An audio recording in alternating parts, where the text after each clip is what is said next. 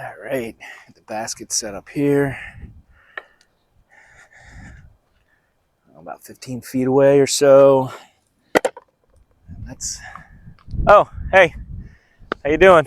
Welcome back to another Discs MD video. Bunky here. We're just gonna get on some putting practice. So today's video is gonna be all about putting. Just give me a second.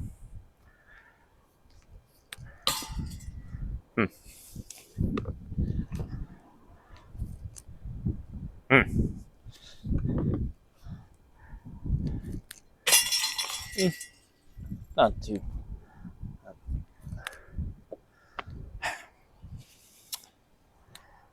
All right.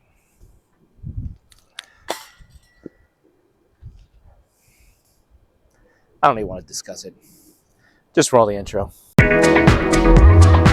Whoa, hold everything. I'm going to interrupt the intro right now. We're going to take care of this before anybody decides to leave. See that button right down there? Says subscribe. Do me a huge favor. Go ahead and click that. There will be a bell, shows up next to it. Click the notifications, and then there's an icon that looks something like this. Go ahead and click on that. Seriously, those things help the channel a lot, and for me to be able to keep going and doing what I'm doing, and I love what I'm doing right now. Just roll the intro.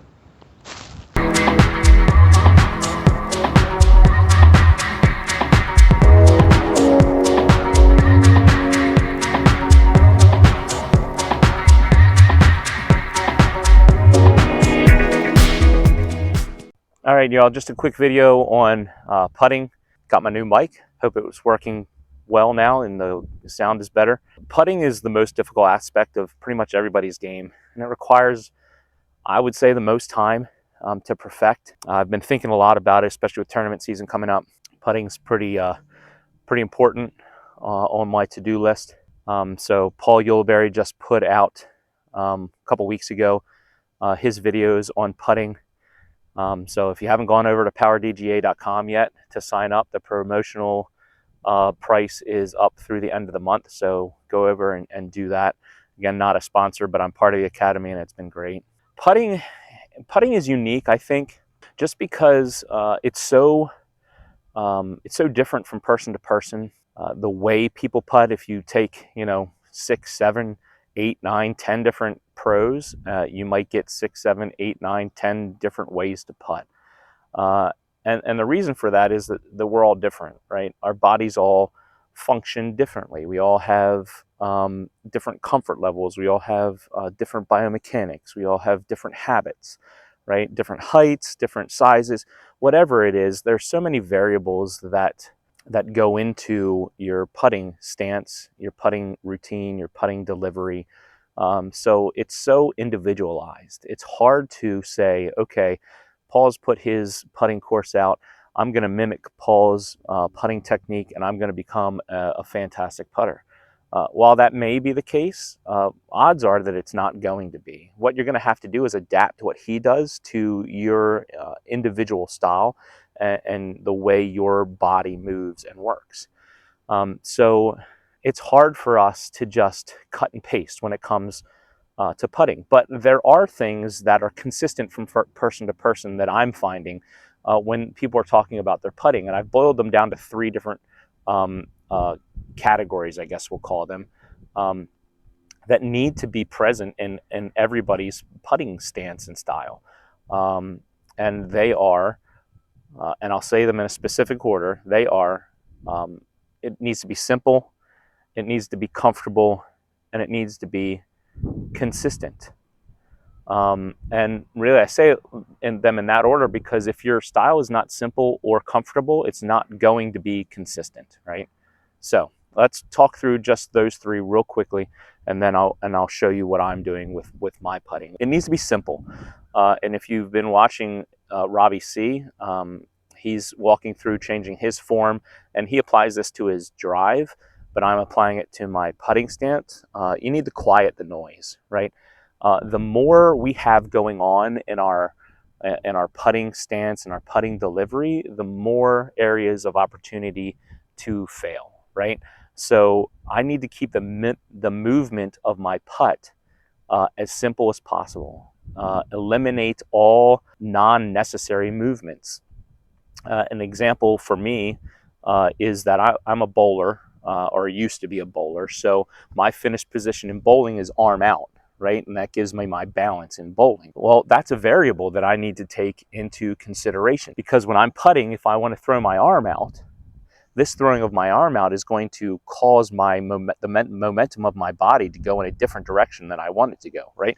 Where do I want to go? I want to go forward, right? But me throwing my arm out here is now shifting my weight to my right, right? And if I throw my arm up here, then my putt's going to go more left. And if I throw my arm back here, then it's going to pull me and my putt's going to go more right. So this arm has now become a liability because it's an extra motion that I really don't need, that's causing error, right? Or degrees of error in my putt. So I've cut this out completely now, right? I watched Ezra Adderhold and Brody Smith warm up for the Waco. They did their practice round. I was watching their putting, and both of them, when they putt, they're offhand right by their body every single time, right? And I think there's purpose to that, right? So that's just an example of what I mean when I say cut the noise, right? Minimize the noise. Keep it simple, right? It's the KISS, keep it simple, stupid theory, right? I want to keep my movement in my putt simple. It also needs to be comfortable, right? This is pretty easy, right? If you're not comfortable, you're not going to be able to repeat the same motion over and over again, right? So make it comfortable. And the last one is consistency. You need to have a repeatable motion, right? The science, sports science, right? We'll call it sports science. The sports science says if I produce a motion that elicits a desired response, right? So in this case, my putting motion results in me making a putt. If I do that exact same motion, the exact same way, in the exact same conditions, I should make that putt every single time, right? I'm a softball coach. I've been a softball coach for 20 years, and I preach this to my athletes all the time. Your form has to be the same every single time. Pitchers, this is crucially important to pitchers. If I want to throw strikes consistently, my form has to be repeatable. I have to do the exact same thing over and over and over again. But it's the same with my swing. It's the same with my throw, right? It needs to be consistently repeatable. I need to do the exact same thing every time. Part of being consistent is also being adaptable, right? And what do I mean by that?